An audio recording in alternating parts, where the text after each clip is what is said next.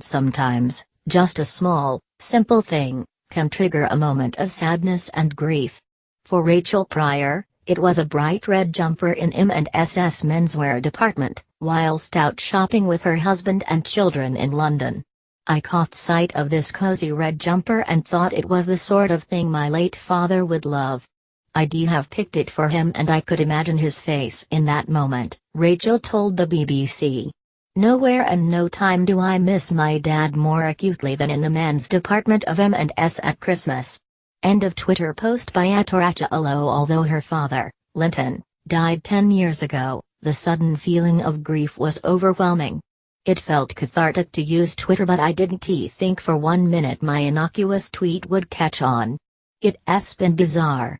In just one day there has been such a huge response, more than 1,000 retweets, 11,000 likes and 1,300 more followers in 24 hours, including from one of her idols, the British singer, Alison Mowatt. I played Southend tonight.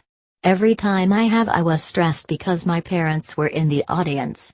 This time I was aware that they were not. End of Twitter post by @Alison Mowatt. TV personality James Corden, host of The Late Late Show in the US, encouraged his followers to read the whole thread, saying it will warm your heart. Beautiful, read this whole thread and it will warm your heart. BeautifulXD.co web link. End of Twitter post by @Jack Corden. Author J.K. Rowling joined in, saying the thread shows how Twitter really is wonderful sometimes. Brianna Chernock, from Chicago, shared her "I love you" tattoo, which is the last thing her father said to her and is in his handwriting, which means she carries his love every day. It'll be 5 years in December. The last thing he ever said to me and in his handwriting.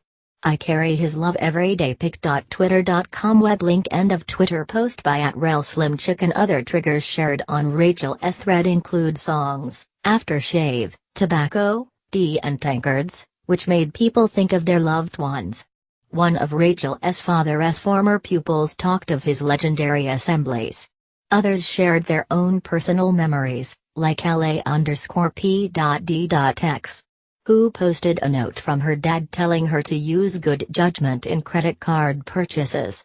Found this note from my dad last night, he's been gone 10 years this year. Use good judgment in credit card purchases. Miss him. Pic.twitter.com web link. End of Twitter post by @LanePxer. Rachel, who is head of film at a production company in London, even learned more about the word toddy, which her father, who was from Rochdale, called his aftershave. Unfortunately, she has been unable to read every post. I feel like I've missed so many. It was nice to share my moment. Twitter has felt like a place overwhelmed by politics of hate, so this thread reminded me why I joined. It can be a place where people come together and support each other. Everyone can connect to the loss of a loved one, adds Rachel, who thanked everyone for what she describes as a very healing experience for her. And as clinical psychologist Sarah Davidson puts it, this more connected and emotionally impactful thread could compete with high street store Christmas adverts. Compiled by Shiri Ryder, BBC UGC and Social News Team.